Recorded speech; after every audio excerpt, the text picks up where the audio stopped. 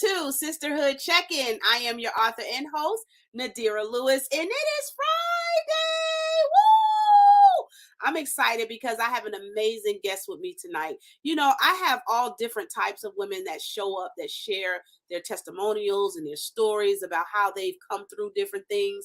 But it's not many times that I get to have young women come on and share their life experiences, some of the things that they've gone through. So I'm really looking forward to talking with my guest today, Nebiyah from Nebiyah Talks on TikTok. If you guys are on TikTok, make sure you look her up, Nebiyah Talks. She's an amazing young lady and has so much to say about today's current events and lifestyles as a believer. So I'm really interested in really hearing her perspective on how she does life and how she deals with the everyday challenges of being both a young woman, a young Black African-American woman, and a believer. And there's challenges that come with just being a believer alone, but being a believer and being an American and being an African-American woman at the same time comes with a lot of challenges also. So we're going to watch this video, and when we come back, we're going to bring up Nebiyah from Nebiyah Talks. Make sure if you are watching us on YouTube, make sure you click the subscribe button, hit the notification button so that you can be notified every time we upload a video. If you are watching us via Facebook, make sure you click like and share if you are blessed by the content that we bring each and every week.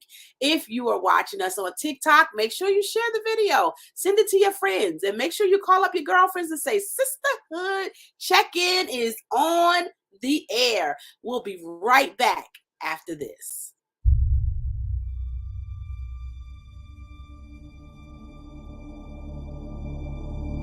Long before the beginning of all other beginnings, God is. In a burst of creative activity, God creates the world and everything in it. Humans are designed to live inside of this unique relationship, but they choose otherwise. The law of God is broken, and the heart of God is pierced. But the story isn't over. In the fullness of time, God gives his Son, born of a woman, born under the law. Jesus comes to seek and save those who are lost, wounded for our transgressions, crushed for our iniquities. On the cross, God is in Christ, reconciling the world to himself. And with a loud cry, Jesus breathes his last. But the story isn't over. On the morning of the third day, the power of the living God erupts, breaking through death with the moment that will define all other moments. Perched at the edge of heaven, the angels stand in awe as one of their own rolls away the stone that's guarding the body of Jesus. As if anything can guard Jesus. He walks out of the tomb alive. He is victorious. He is conquering death and rendering the grave unnecessary. He is living and moving and breathing as only the risen Son of God can. But the story isn't over. We are, every one of us, searching and hoping and longing for life. It's a desire that's been deposited into our souls by the very same God who spoke it all into existence. And it's this exact life that the resurrection of Jesus invites us into. So bring your hopes, your regrets, your successes and your failures. Bring your doubts, your joys, your fears and your dreams. Be resolute and unwilling to settle for anything less than the abundant life of the risen King. Because truly, if the story isn't over, then what happens next might just change everything.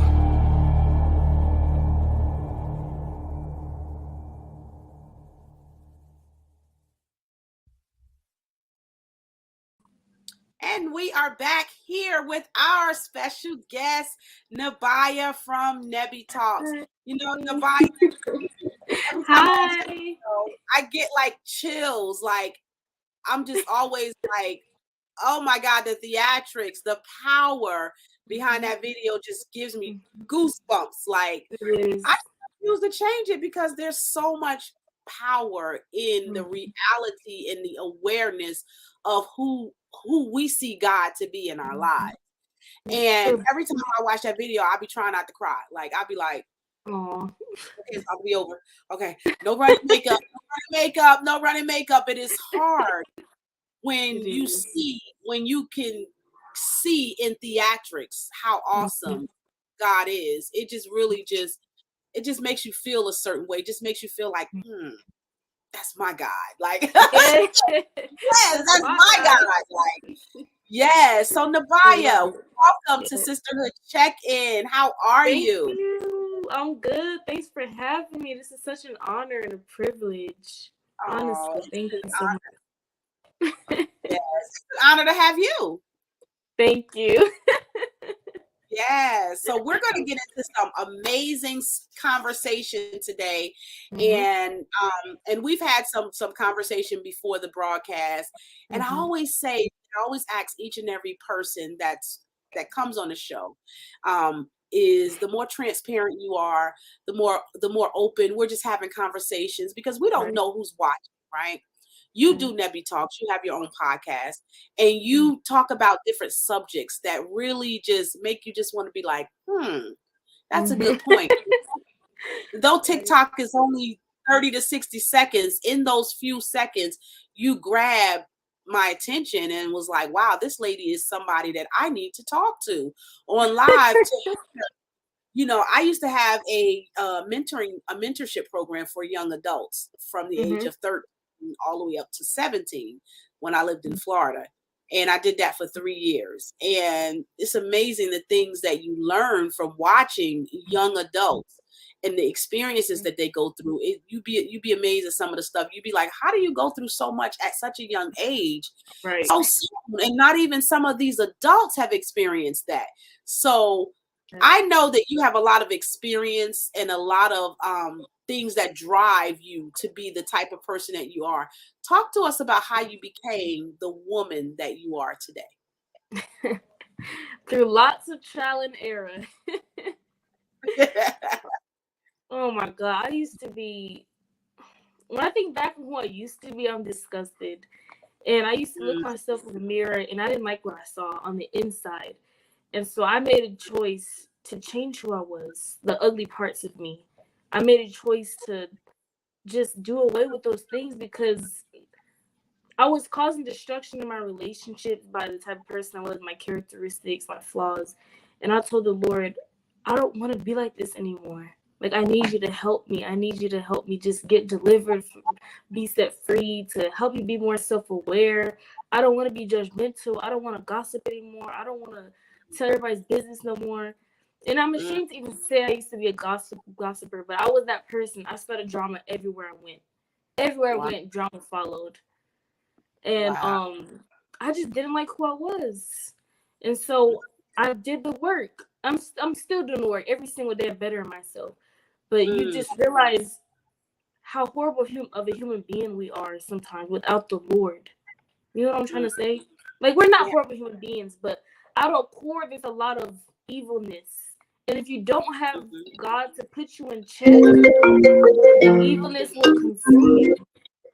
So, I had to really rely on him heavily. And at first, I didn't do that. I didn't fully surrender my life to him until the end of last year. But when I was like 19, I started going to church more. I started MIT, which is ministers in training. I started praying more often, reading my Bible more often, just trying to get close to him so I can be a better person. But when you don't fully surrender, it's kind of hard. It's like you backtrack a lot. So I would do the work and get better. And then because I wasn't consistent in my walk with the Lord, I would end up backtracking and just going back to that person. And like, it was just so frustrating Because I used to just cry, like, am I ever going to be different? Am I ever going to be transformed into the Proverbs 31 woman that I know is inside of me, you know? So, honestly, it's like, what helped me become the person I am today and what's helped me become better every day is consistency and never giving up. Like, no matter what, no matter how many times I fail, how many times I disappoint myself, I don't give up. I don't give up trying to be better. I don't give up trying to be transformed by the renewing of my mind. I don't give up trying to become the Proverbs 31 woman that I know I'm supposed to be. The mature, grown woman, independent woman that I want to be. That just exemplifies the love of God in everything I do and say. And one thing that helps is the people around you, they can see things that you can't see in yourself. So I used to ask my friends and family, what is something about me that I can change? What is something about me that I can work on? What are some things about me that is just annoying or something that I can improve on? And they'll tell you. If they love you, they'll tell you. And I challenge everybody to know to ask that question to the people in their circle, because there are things we can't see about ourselves. We just can't. You need help from other people. We're not meant to walk in this life alone. The Lord put people in our life for a reason. So that helped a lot. And it's a rude awakening. It hurts, yes, but it made me who I am today, the much improved, better person that I am. So much more self-aware and everything, because I was able to humble myself and ask, what can I do to change into a better person? What is something about me that is just ugly, that turns you off? And turns out there was a lot of things about me that people didn't like. It got to the point I used to hate myself, because it's like, I'm so messed up. Will I ever become better? Will I ever just exemplify the love of God like I'm supposed to? I have so many flaws. And you feel defeated and discouraged and discontent because it's like, I have so many problems, but you just can't give up. You have to persevere and push past that feeling. So that's all. So you said that you noticed that you had a lot of flaws. How did you become aware, or what was it that was going on in your character or your behavior that was alerting you this is not the woman that I was created to be? Mm-hmm. I noticed I would pay attention how people responded to me. And then Mm, sometimes people would tell me things that other people were saying about me that made me just scratch my head. Like, I couldn't even be mad because it was true. Like the gossiping. Um, I used to be jealous. I had anger issues. I was impatient. Super rebellious. Like, I didn't listen to nobody for nothing, which is why my life was so much harder than it needed to be, because I didn't listen to guidance and the wisdom that was in my life. And so I just watched how people responded to me. It got to the point people didn't even want to help me no more. Why help you? You don't listen. I would ask for help and then do the opposite. Ask for mm, wisdom and advice and then not even take it. Ask for how can I improve and then be defensive. Like, mm, that's not, you can't do that. And mm, so when I noticed that about myself, I was like, okay, I need to change this. But when you're born doing something, because I've had those problems my whole life. Literally my whole life, I've been in trouble for my mouth, for my rebelliousness, for all that stuff. So it takes a while to unlearn those habits, unlearn those ways, that mindset basically. That's why it says in the Bible, be transformed by the renewal of your mind. That's a daily thing. That's not a once in a lifetime type thing. That's something right. that has to happen every day. You have to constantly be transformed by the renewing of your mind. And the only way Mhm, you do that is if you're willing to be transformed. So there's so mhm. many things I didn't like about myself, but you can't let that stop you, you know? Does It's that make amazing that at the age of 22, you're 22, at your age, I remember being 22, and I don't think I had many reflections. Like, I remember, maybe because I was a parent sense? and I had to be forward thinking, Mhm. and so I didn't have many times to really reflect because I was in survival mode, trying to make Mm. her as a new wife, trying Mm. to do life. And so I didn't really have a whole lot of time to reflect until I started going through some things. Then I Mm. started to So it's really good, and that you started reflecting before, before you actually got into some real hardcore trouble, Right. Right. because most people don't really stop and turn, which is what repentance is to Mhm. change directions. Most people don't change directions until something hard hits them, It's or true. something, a major consequence come. So for you to be able to stop, and I noticed that I know a few young people.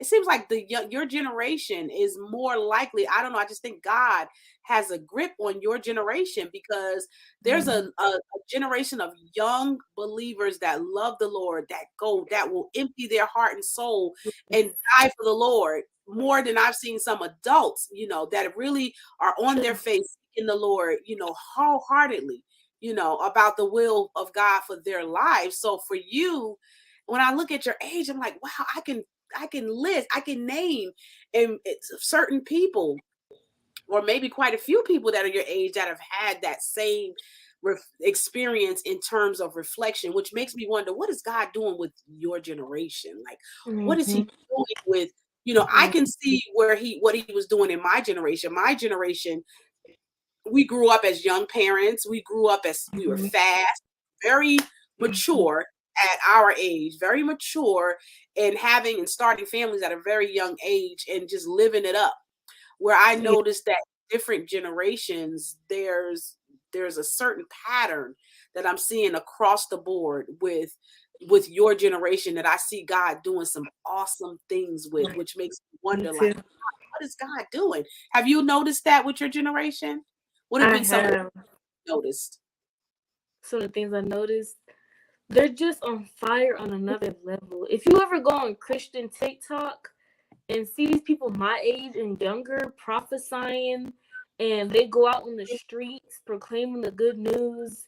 Like this one guy went to an LGBTQ pride parade Mm, and was just sitting there preaching in front of these people. And he looked like he's 20 years old. It's wow. crazy. You don't even see adults. Some adults aren't even bold enough to talk about the Lord at their job. And you got young people doing it everywhere. They're on fire. They Yeah, don't care. The thing yeah. about young people, since we're natural, like this generation, noticed we're really defiant. We like to go against whatever the grain. I don't know the saying. Go against the grain, basically. So the Lord uses that to his advantage. So Mm, whatever the world wants us to do and be just church friendly or whatever, we like to do the opposite. We're gonna be on fire. We're gonna be all in. We're gonna convicting you, telling you how it is, like straight up. We don't care, no fear, and I yeah. love it. I love it. I'm just so thankful to be a part of that group of people. I'm not even as fire as other people. I'm really just starting to get on that level. Yeah. But yeah, You know, it's so exciting. it's exciting for me too, because I have children that are in that age, and I Right. see the transformations and things, and I'm like, what is it about this generation? They have a fire, a resilience when it comes to the presence of God, when it comes to the obedience of God, when it comes to they're not shimmy shacking. They're letting you know exactly the way it is. They're calling you out on a carpet, you know, you That. know, and telling you, look, you're a false prophet. What you said, you prophet lying. You know what I'm saying? That ain't God. That ain't God. And they're like so genuine heart, but you guys are so genuine heart about that ain't God. Passionate. We That passionate. ain't the Lord, Mhm. because you don't have enough experience like we do as the older generation. Well, we've had a lot of experiences that make us be like, oh well, I don't want people to this. You haven't had those experiences yet. So you guys are the result of your parents raising you in ministry and raising, teaching you biblical Christianity at home. Yep. I Starts at think home. that's my opinion. I think that your generation is coming from an older generation of from us who grew up and had divine interactions with the Holy Mhm. Spirit, and sat down in our houses and decided we're going to teach our kids. We're not just going to take you to church. We're not Right. going to just sit up here. No, after church, we're going to tell you this isn't right. This isn't what this is, and let's go over what this has. So you My guys mom are did that. from that generation of parents that love the Lord, made sacrifices. And I just believe that the Lord just really just blessed y'all. And you guys are coming out. Most people may look at it as you coming out of nowhere, but you guys are coming from under an umbrella of mothers and fathers and aunts and uncles that are just, that have been pouring the word of God into your life to where you're just like no holds bar. You didn't have all that extra stuff that we did, worried about what people think and all that other stuff. You're just fresh with it. I love it. I love it. Yes, ma'am. I And I love it. can, like, all the credit is to my parents. They did such a good job raising me. They just did. Like, they really, when they say train up a child the way they should go, they trained me up. Like, I wouldn't be who I am if it wasn't for their teachings, their consistency, their perseverance, and just their teachings, their wisdom, everything. We used to do Bible study every day. My mom did. We threw off the TV for 3 years. My mom said it was demonic. TV does. Those of you that don't know her mom is Hanniah, well now Yes. Tucker, who the famous author, you know, that has written so many wonderful. Your mom has written so many books. I'm telling you, I'm at awe at some of the stuff, because it's not that your mom is perfect. It doesn't mean that she doesn't have things going on with her, but your mom is so diehard genuine. You know, when it comes to talking to you, oh baby, she gonna let you know exactly the way it is. That way. But what I like about her, and I think this is what helps us to connect, is because I don't like fake. I don't like fake Christianity. I don't like fake, I don't like anything fake. I've always been that way. Even when, even in church, I don't like, I can feel it. I can sense it. I don't like, I like genuine relationships and, and authentic relationships. And so sometimes when you're in church, a lot of times when we were growing up, there's a lot of, people that are still needing to be healed. A lot of people still learning, because when you're in a church, you got different kind of people coming out of different stuff. So people are healing from different things that's been hurt from other people. So it's kind of hard sometimes to have that genuine connection outside of church. Most of the time your relationship in church is, hey, that's it. Exactly. And then, you see them on the street and they act like they don't even know you. Or, you see them somewhere, they don't, you don't really, there's not a lot of interaction.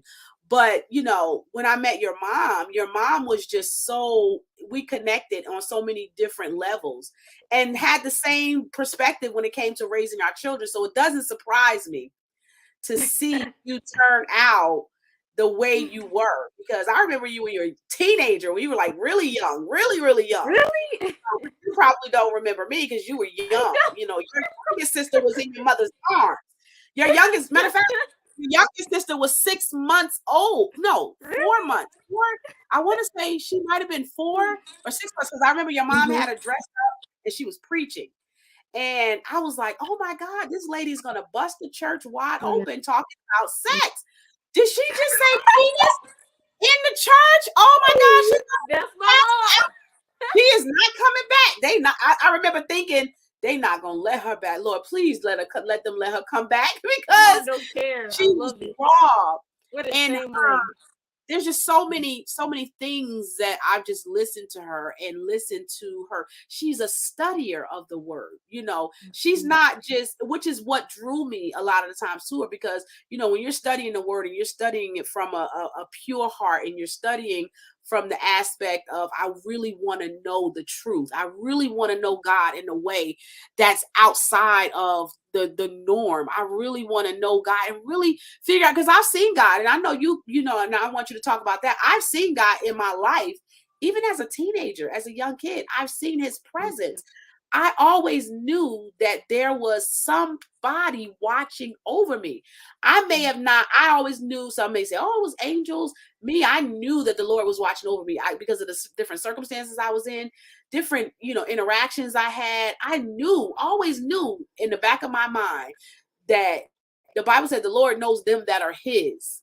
And I believe that he knew that I knew that he knew that I was his. And so he's always covered me throughout the years, and has extended such an amazing amount of grace in my life, and continue to, while I get to a place to where we meet again. So what was that like for you as a young, when you're young? Did you have that same experience where you felt like God was with you even as a kid? Most Because with your definitely. parents, both of your parents being preachers, I'm sure you guys had some encounters. It got so bad in my house where my now 20-year-old was 3 at the time. I want to say 3 years old, and he was praying for the neighbor because he said the neighbor was smoking too much cigarettes. And he would go out, and I remember we would have prayer time in the morning. He would be praying, call, but I pray for Miss Kiki that she would stop smoking up all those cigarettes because those cigarettes is all over and he would go outside and be like, hilarious.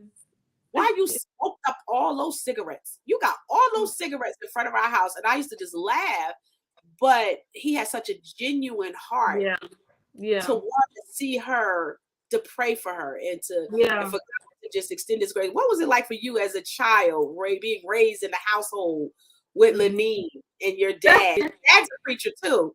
Your dad's a pastor, right? Prison, yeah, he got a prison ministry. He's been doing it for over 10 years. Wow, nice. Yeah, both my parents on fire for the Lord. No, but almost at the age of 2 and 3, I was speaking in tongues, praying, and at 2, 3 in the morning, praying against demons. She said I was prophesying, all types of. At 3 years old, I'm like, what? I wish I could remember that. But yeah, at a young age, I've always known about the Lord. He's always been in my life. I have no idea what it's like without Him. No idea, because the anointing will always be here. His presence was always there. Even when I felt like it wasn't, He was always there. Man, I could cry.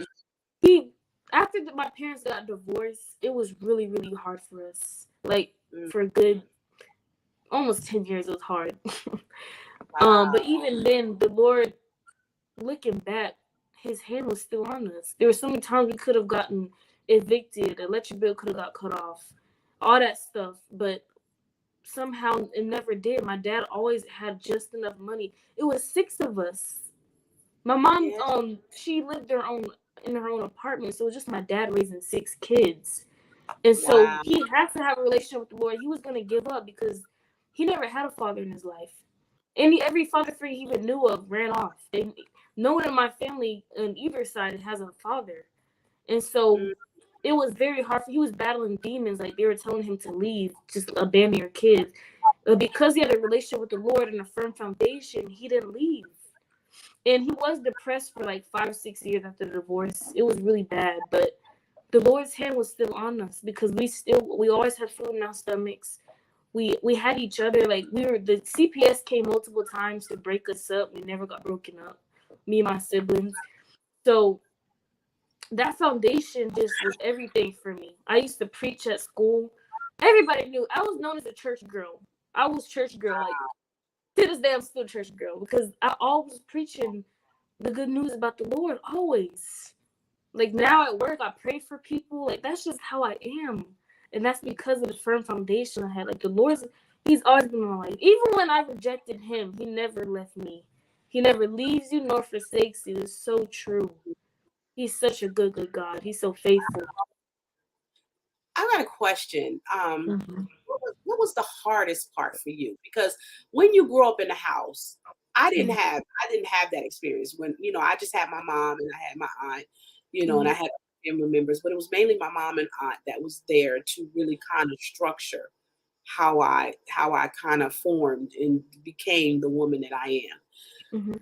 I had the foundation because my aunt always kept us in church every Sunday. I mean, it didn't matter what, she was coming to get us regardless, as long as I could remember, which kind of sowed a seed for me to kind of develop that relationship with the Lord. But so I didn't have that experience to where I grew up where my family would, because my mom didn't go, my mom just, she stayed home. Being raised in a household with both preachers, both ministers of the Word of God, how did that make you feel, knowing what you knew about the Lord, seeing them still break up? What was that like for you as an individual and for your siblings? What was that like? Did you feel like God, Honestly, disappointed with God, or did you feel like, what was that like for you? I was just really confused because my dad always said that the Lord hates divorce. He always said that, and then yet they still got a divorce. And the reason why the divorce confused me even more. I don't want to expose my parents. I'm not gonna say, but yeah, it just was very confusing for me as a young child, and honestly, it temporarily ruined all of our lives.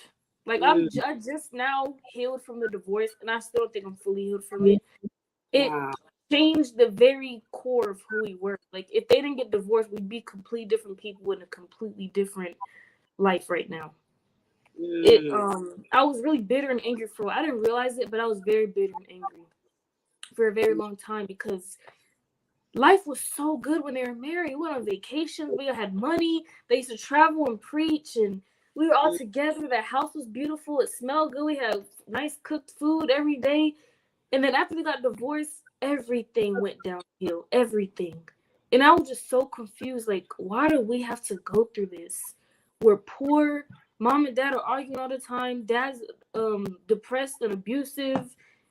Like, yeah. it was horrible. It was honestly horrible. Wow. The hardest part was basically honestly my childhood being taken away from me because I'm the oldest out of all six of us siblings. There's seven of us, but my brother, he didn't live with us, my older brother. So I was the oldest in the house. So I had five younger siblings looking up to me. And I Mm, was 12 years old. I was 10, 11, and 12. Excuse me. And my dad put it in my responsibility to take care of the kids. I had to give my little sisters baths. They were like a year old at that time.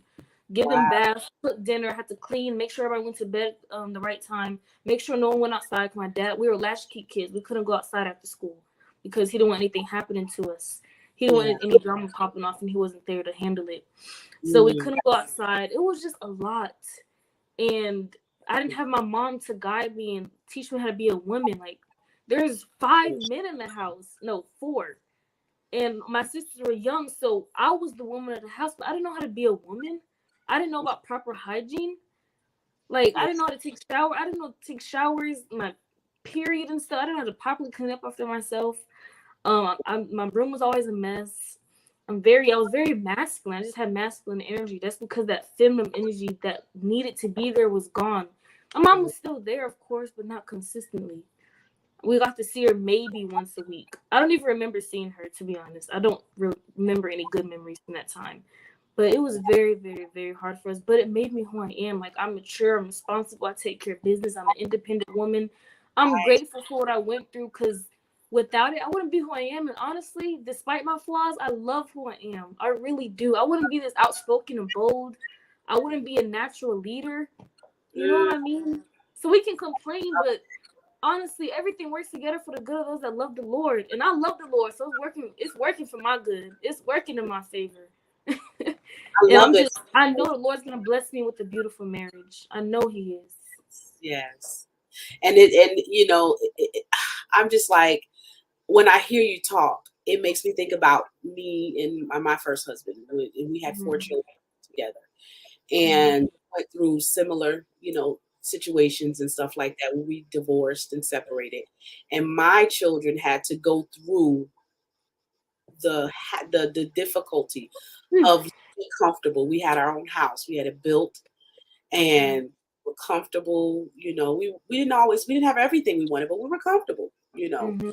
And had challenges like any other family, but it was a sense of security. So I've always, when I start to see my kids, because some of my kids, um, my oldest daughter and Jeremiah had the hardest time.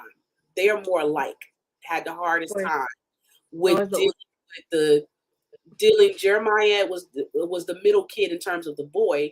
My daughter Leprise, them two had the hardest time because they're more emotional. They're more intuitive. Christian and Adam are more kind of laid back, like hey Sarah, whatever will be. But they internalize a lot of their frustrations, and so sometimes they're the worst because they internalize it and they wait till they're steamed and it can come out any kind of way. But where Jeremiah and Le Preach were more questioning, like God, why did you allow this to happen? Like what happened? And they a lot of the times took it out on me because they didn't know how to. I didn't know how to deal with the reality of not being able to raise these kids on my own. I didn't know how to deal with that. I was still processing all the things that happened to me. But I think for them, it was a lot of embarrassment because of their friends wondering what happened with your dad and mom. Why isn't your mom? Because we all were close in the community that we lived in. Wow. So it's really tough for them to deal with the pressure. But when I see where they are today, I see that God, it really showed me that God can take what the enemy meant for evil and turn it around and make it for your good. And he did, because they both have very intense relationship with the Lord. They both are very, it's like sometimes I look at my kids, I be like, okay, I know they love the Lord, but when I look at Jeremiah is almost like, I feel like I can relate him to, what's his name?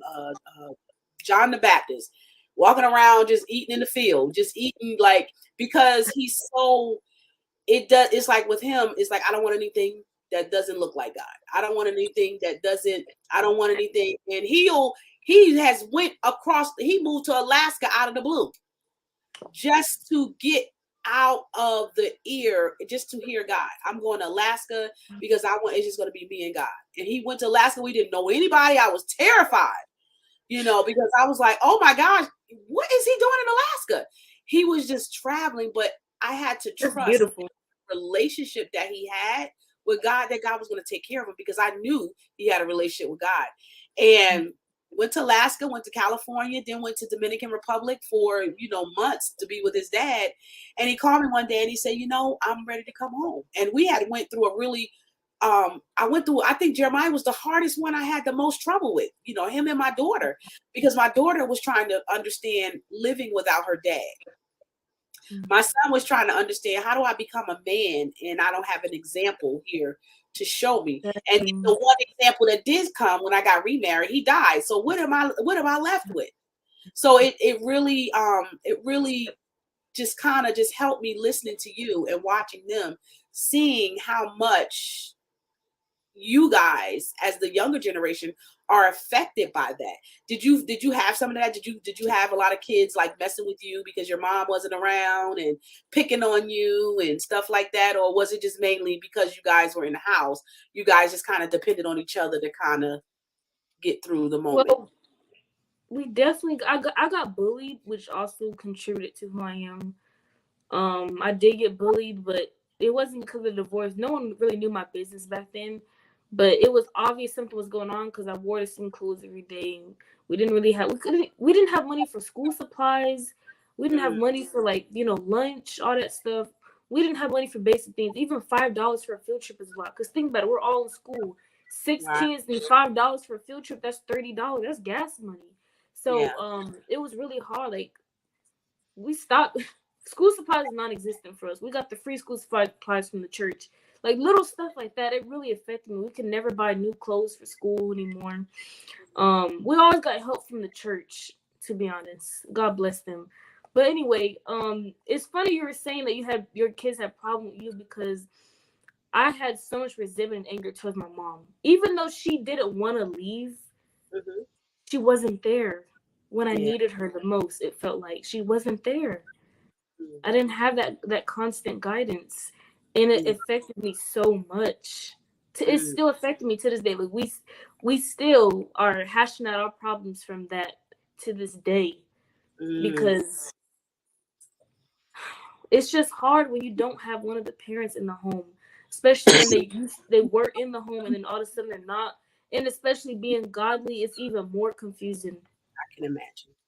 Yeah, it was hard. Like, we all had, imagine the pain that she might have felt not being there, because I can't imagine what, when there's one parent out, and then especially if you're a believer and you love your children, it's got to be hard. It probably was just hard for her, to be able to have to work through that. But one of the things that I love that you keep emphasizing is that it shaped you into the woman that you are. So you didn't allow the circumstances of what you and your mom went through to cause you to be bitter or cause you to not. Because with my daughter, she was like, forget this, I don't want to be married. She was like, I was too. She was like, I don't want to be married. I don't want any children. I don't want this. And it really took God for her to really get to a point to change that, because she was like, I don't want this. I don't want that. Like, it took me looking at, okay, what did I contribute to this? How can I help her change her mind regarding this? And sometimes you just realize, sometimes just change time and time alone with God, and just allowing him, because we think that people should be done and grieve and get through stuff over a certain time. But my daughter was dealing with it way into her adult life, trying to figure out and trying to struggle to maintain that relationship and that connection with her dad. It was just like, but I love the fact that when I look at my kids now, they're very resourceful, because I didn't have a lot of money. So you can put money in their hand and they're going to make it, they're going to take it, and they're going to maximize it. So when I tell you that my kids are doing XYZ in business, oh, you better believe they are efficient with their finances, because they've learned how to work with little. It's like God used those things to build up the character, which is kind of like most parents might look at it as a deficit, but I mean, back then we had to work for everything that we got. That was the part that I taught them, look, nothing was just given to me. I had to work for it. I had a job since I was 13 years old, and I made sure that I had, my mom, I knew she only had a certain amount, and I knew I was going to cover the rest with what I had, but it taught me responsibility. Didn't mean that I didn't make mistakes with money and didn't mess up some things in terms of my finances and stuff as I got older, but really taught me that that some of the stuff that we think that we can't live without, that way. I can say that I don't have any food, and I go in your house and you got a can of beans and a bag of rice and a loaf of bread. Yes. You mean you don't have any food?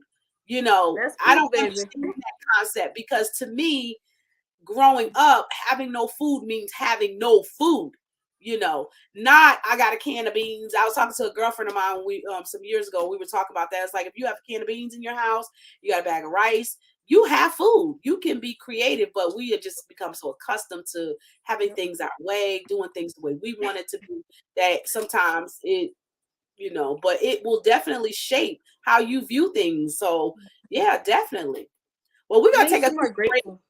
It does. We're gonna take a quick break, Nebiyah, and we're gonna come back and we're gonna continue. I'm having such an awesome time. I feel so relaxed. Like talking, I feel like I don't even feel like we're broadcasting. I feel like this is a live conversation. Yeah. I love it. I love it when you have those candid conversations with people, and they're so open and so transparent, because I think the conversation can flow so easy. And when the authenticity is there and it's genuine, people are drawn and attracted to people who are authentic and who are genuine and are transparent, because it gives them something to say, wow, I've gone through that, or am going through that. And wow, God brought Nebiyah through that, and Nadira through that, and brought her family through that. I might have kids at home, and they may not even look that. You might have a family that's watching that has gone through a divorce and maybe never even thought about what their kids have suffered. So thank you so much for sharing that. We're going to take a quick break, and when we come back, we'll continue with our amazing guest, Nebiyah, Hanniah, right? Is it Hanniah? Yes, ma'am. Yes, it rhymes. Yes. We'll be right back after this.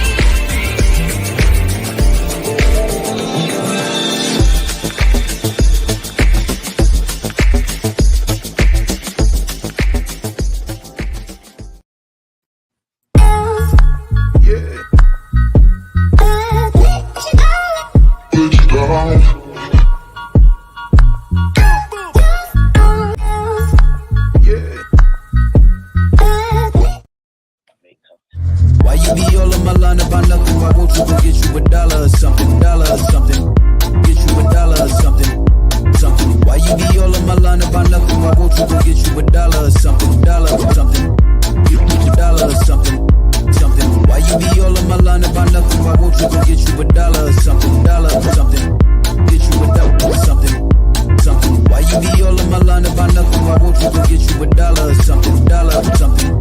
Get you a dollar or something, dollar or something, something. Why you be all in my line about nothing? Why won't you go get you a dollar or something, dollar or something? IBG Careers is looking for customer service representatives needed to service their customers from home. If you're interested, please apply at www.ibgcareers.com.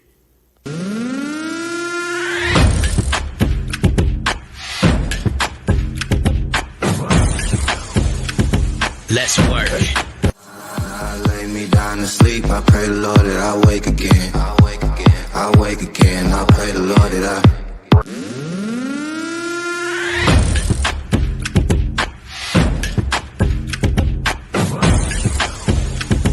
Let's work. Yo, it's go time, showtime, never backing down time.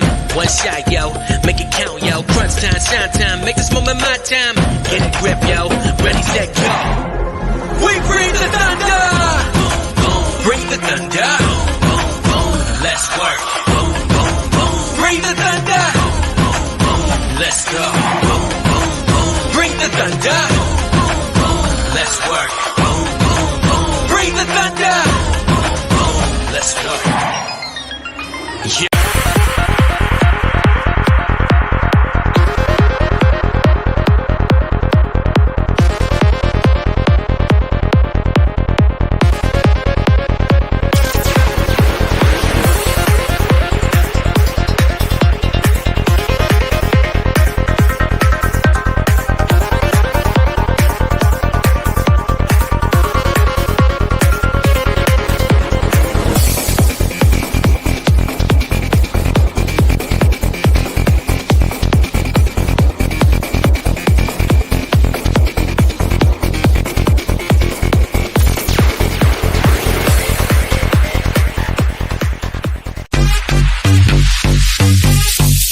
Stop.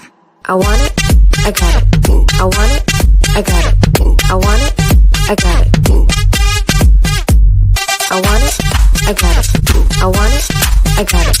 I want it, I got it. I want it, I got it. And we are back here with the Queen, Nebiyah Talks. Hanniah. And if you guys have missed part one, you guys have really missed. You got to go back and watch the replay because Nebiyah has really opened up to us, is really was really transparent on how her experiences in life shaped her and helped her to become the woman that she is today. Now, Nebiyah, now I've tasted. I was at your house the other day, and it was your stepdad's actual, your bonus dad, so your bonus dad it was his birthday, and you guys did a big feast, and you cooked an amazing cake. And I went home, and I tell you, everybody was trying to eat off that one little slice. I was like, everybody was like, oh my God, you are a baker for real, for real. Like, Thank you. How did you get into baking? I started when I was in 8th grade. No one would make cakes in my family. And so I made the first cake from scratch. Not even my grandma made a cake from scratch before. Really? Which is shocking. Yeah, it's shocking. It's kind of weird. But they're more into pies and bread and stuff. So anyway, I made the cake. Everybody loved it. And so that started my passion right then. I went to go to school to be a pastry chef. I was really passionate about it, but I decided not to go to school for it because I realized it was more of a hobby, not really a career. And honestly, I stopped baking for a few years because I was into it, but it's kind of a lot. And I started going to work and stuff. But towards the end of last year, I just had an idea. Why don't I start a business? And I always wanted to sell cake and stuff, but I was always too scared. Cause I was like, oh, I'm not good enough. I'm not a professional. I don't have professional training. I don't know how to do this. I don't know that. So last year, the fears just went away. And I was like, just start it. And so I started too early. But the Lord gave me ideas. He gave me the passion. It's like the Lord just flipped the switch. I always loved to bake, but I was never super passionate about it. It was just a hobby.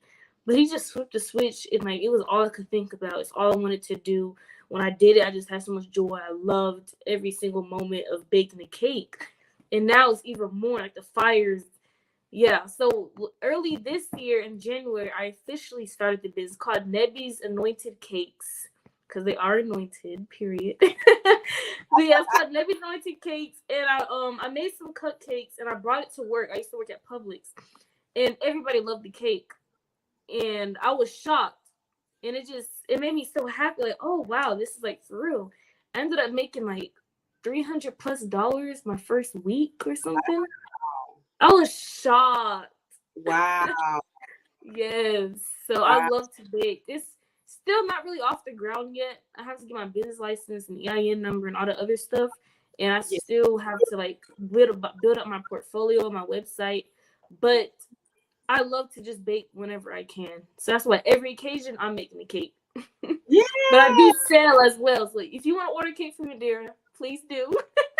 I'm here thinking like, okay, I know Order cake from super Debbie. special. Okay, I was just thinking that after we were diving into your cake, and I was like saying to myself like, okay, I found somebody to make me a cake for different occasions. Like, Yes.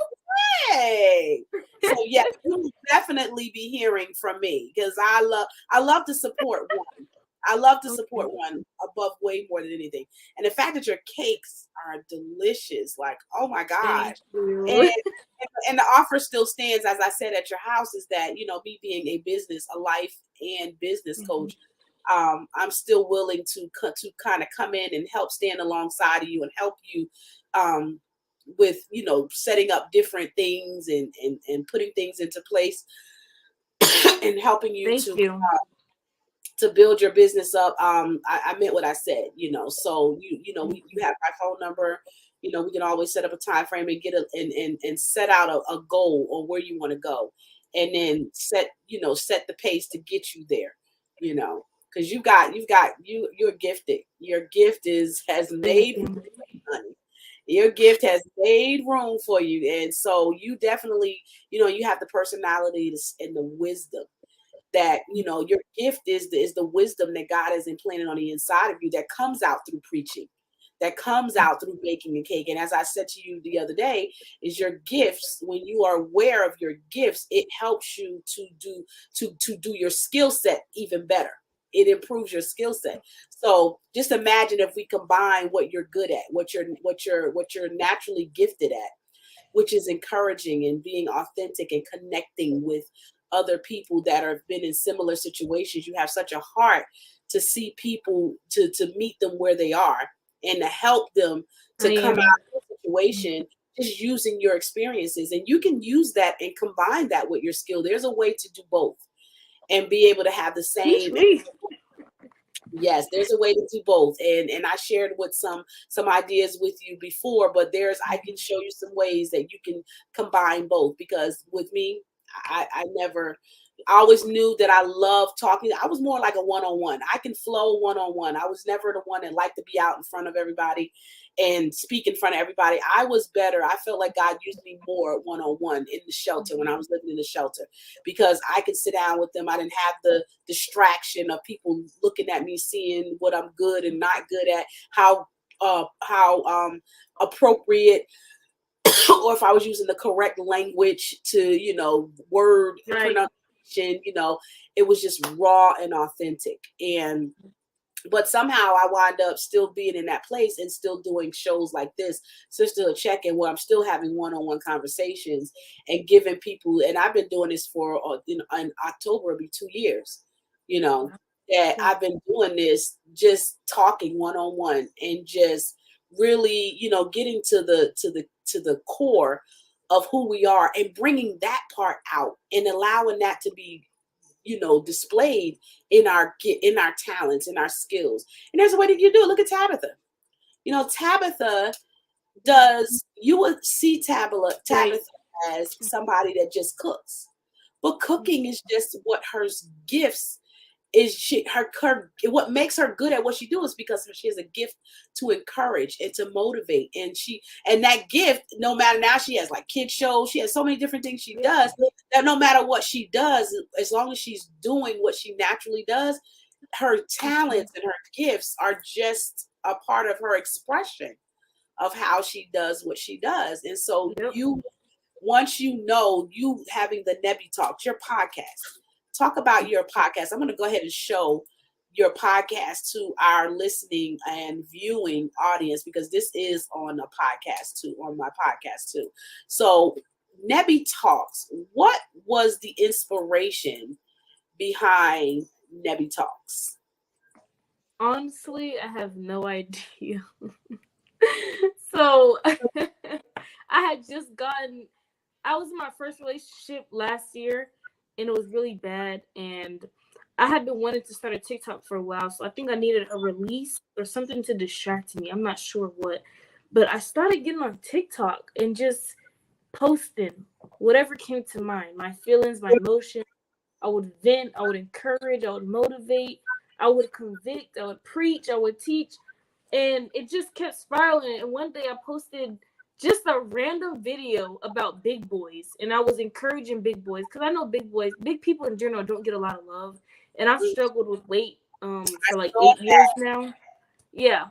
So that video blew up, and I was like, oh, y'all be sleeping on big boys, blah blah blah, and it blew. I got 10,000 followers in like 3 days. Wow. And ever since then, I've just went off. Hey, you got like this video was 334,000 views. Yeah, a lot of people. Wow. And I wonder. But I want one of my Christian videos to blow up. That's not a Christian video, but it's positive though. It's a positive. It's something that not a lot of people are talking about. If they do talk about big boys, it's in a sexual way, or in a relationship. I'm just talking about big boys in general. They're cool people. Why don't you give them a chance? Just because they're overweight, you don't want to give them a chance? I'm one of those people, I like to stick up for the little guy. So if you're someone that I think people look down on or don't get enough attention, I'm going to stick up for you. That's the person I am. I've always been passionate about men in general. Maybe because I have so many men in my life, and maybe because I grew up with my dad more so than my mom. I'm just really passionate about men and helping them express, because they're taught to suppress their emotions, and they're taught to not cry and be strong and be manly. But they need to be able to release. If not, they're gonna explode one day. Did you see that in your dad? Did you see some of that in your dad? Because normally to get that type of understanding and depth of understanding, you had your dad around. So did you kind of see some of the shutdown? Did you see some of those things? Okay. That's one of the reasons why they got divorced. My dad was shut down emotionally. He wasn't in tune or in touch with his emotions.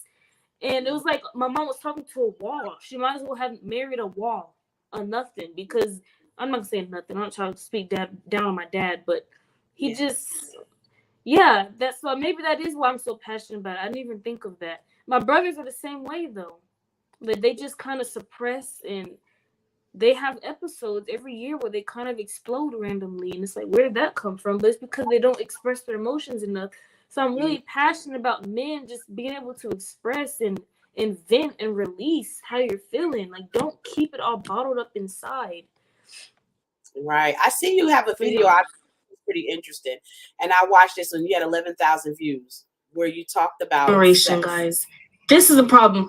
You can say it's just sex all you want, but it's not just that. Like, there's so much more that goes into it. You guys are so spiritually unaware that you don't even realize what is going on when you have intercourse with somebody.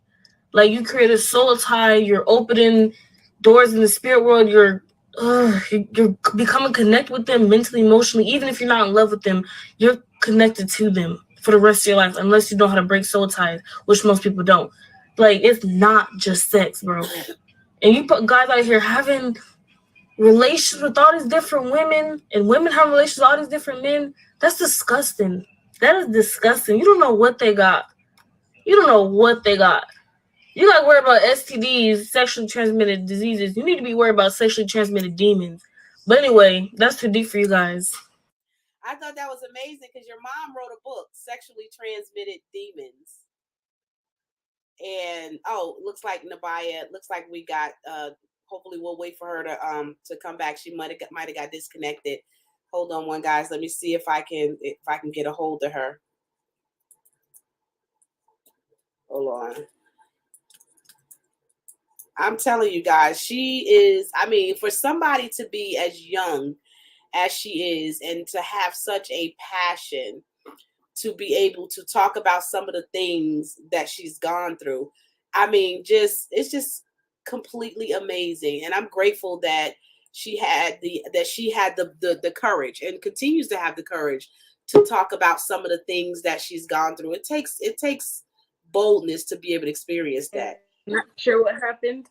Yeah, I was sharing your video about the sex thing that I was like, I like at the end where you said sexually transmitted demons, which, you know, your mom, turn your phone sideways, turn your phone sideways. Turn your phone sideways because can you hear me? I can't hear you. I can't hear you. You can't hear me either? Try to log back out and log back in. And so for, you know, having a mom that is pretty much that's been in the industry and has written so much about, you know, sexually transmitted demons and sex and what it does to you spiritually. I know that a lot of this is stemming from just being raised in a household where, you know, they're doing in-depth studying. Can you hear me now? I can't hear you. Can't hear me. Okay, so what I want you to do is I want you to log back out, like completely, like refresh your screen and try to log back in. So you can't hear you. Okay, so I'm gonna send you a private chat. Let me send you a private chat. So I just sent you a private chat. And so while we're waiting for Nebiyah to come back, why don't you let us know in the comments where you're watching from and how many of you have enjoyed this candid conversation with Nebiyah. I mean, the things that she shared with us was just simply amazing. So if you guys are blessed or have been blessed, put a note in the comment and let us know if you've been through a divorce and if you had children and you had to experience being able to watch your children go through different emotions as a result of your divorce. Put it in the comments and let us know. We'd love to be able to hear from you. So let's see. Are you back? Okay. Now okay. I can Turn your phone sideways. There you go. There you go. I'm sorry. I didn't hear anything you said. All I heard was bold. That's fine. That's totally understanding. I love that what you said in your video, at the end of your video, you talked about sexually transmitted demons and coming from your mom writing that book, Sexually Transmitted Demons. It's a very realistic perspective and very real spiritual thing that you go through. When you do, you have to know, you know, and most of the time we don't, you know, you're in the moment and you're not really paying attention to what's happening in the spiritual realm when you're actually connecting physically with each other. So that was definitely a blessing. So Nebiyah, we are at the top of the hour. Oh my gosh, I can go on and on with you, girl. You are it's so easy to talk to you. It's so easy to, because you're so genuine and authentic. It's like you have so much that is on the inside of you that you're not giving, you're not pulling and struggling. It's an overflow. It's like everything that you're saying out of your experiences and out of things you've gone through is just simply based out of your overflow. And so I thank God for you. And I'm really grateful to have the opportunity to get to know you on, you know, as a young adult. I mean, I knew you as your little kid and don't have a lot of conversations together because most of the time your mom and I would talk on the phone or we meet in different places. You know, when she come to Atlanta, she was always by herself. So, but you know, it's been a real breath of fresh air, just really talking to you and getting to know Thank you. experiences. And I've known your mom for many, many years, and I've never known the in-depth of everything that you guys have had to deal with. I know what she has shared with me, but it's just always refreshing when you hear it from your kids' perspective, because Mhm. I wonder what my kids have to say when it comes to what we've gone through, because they have their own, you guys have your own emotions, and you see the relationship from a totally different perspective, and you're affected differently, as you mentioned. So my prayer is that you continue to do what you do, and surround yourself with people that are going to help you get to where you need to be. Surround yourself with people that push you to be more and push you outside of your comfort zone, because sometimes when you're around people that are just comfortable, you have those people that are around you, they're going to love you like your family. They're going to love you regardless of what you do and what you don't do. They're going to love you. Then God will send you a group of friends that'll push you past your comfort level. And then if you don't have any friends, normally when we're in that space where God is putting us in a position where we're having to stand out against the crowd, we have Yep. few and very many friends. So then we know that Jesus is a friend that sticketh closer than a brother. And so let's connect. Let's continue to connect, and let's get you started with doing what you already are doing, and let's find some ways to continue to impact the generation that you're in, because I do believe that God's hand is on your generation, and that there are some things that he is specifically ordained for your generation to do that only your generation can do with Yep. what has been imparted into you. So thank you so much for being a part of my show. I Thank am you. so happy to have you here, and you are more than welcome anytime you want to come back on Sisterhood Check-In. I'd love to have you, and hopefully be a part of one of your Nebby talks one day. Yes. Thank Yes. you so much for having me. You're I welcome. really appreciate this. You have no idea. I've got some Thank you stuff so in much. my eye. Hold on, I've got some lint or something. I tell you, I every time I get some, I don't know if it be my eyelashes or whatever, gets stuck in my eye, and I have to literally. You're funny. It's crazy. I'm just all the way. I'm just all the way the way it is. What you see is what you get. Right. Same. What you see is what you get. Well, thanks again so much for joining us. Thanks to each and every one of you that continue to support Sisterhood Check-In. Listen, guys, if you have been enjoying Sisterhood Check-In, make sure you look at the bottom. Make sure you subscribe to my YouTube channel, bit.ly/WOP as in Paul YouTube, and subscribe to my channel. Hit the notification button so you can be notified whenever we upload new videos. If you really desire to be a partner and partner with us here on Sisterhood Check-In, make sure you go. I have it displayed. Let me pull it up. Make sure you go. And if you want to, donate to Sisterhood Check-In, I would appreciate all of the donations that you would love to donate, because it does take time to create a promotion and to get things going. So if you look at the bottom of the screen, you can Cash App me at $Proud Mompreneur. Again, if you want to partner with us, I love to be able to have you.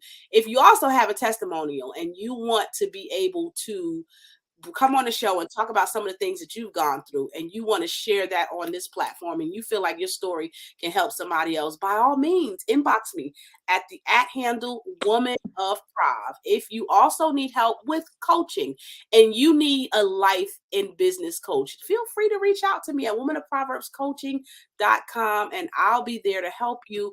I'm a woman that help you take your experiences and turn them into life lessons. And I have a unique way in order to be able to do that just for you. So thank you guys for watching, and we'll see you next time. Hi. Do you have a testimonial that you would like to share here with the Sisterhood Check-In audience? We'd love to hear from you. Make sure you send me an email at becomingawomanofproverbs@gmail.com, or you can send me a message on Facebook at the @handle Woman of Prov. And we'd love to share and hear all the wonderful things that God has done in your life too.